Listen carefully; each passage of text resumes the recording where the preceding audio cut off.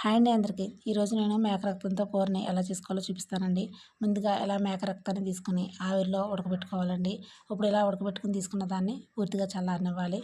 చల్లారిన తర్వాత ఇలా చిన్న చిన్న ముక్కలుగా కట్ చేసేసుకొని పక్కన పెట్టేసుకోవాలి.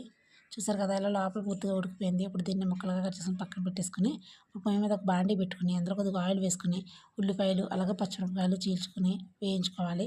ఇలా పూర్తిగా వేగిన తర్వాత అందులో కొంచెం గరం మసాలా వేసేసుకుని ఇది కూడా పచ్చివాసన పోయేంత వరకు వేయించేసుకున్న తర్వాత రుచికి సరిపడా సాల్టు అలాగే చిటికెడు పసుపు కొంచెం కారం వేసుకొని వేయించుకోవాలి.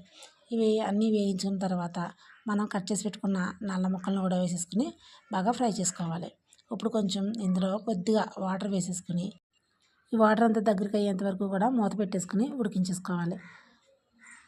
చూసారు కదా, మనకి వాటర్ అంతా ఇంకిపోయండి. మనకు నల్ల ఫ్రై అయితే రెడీ అయిపోయింది.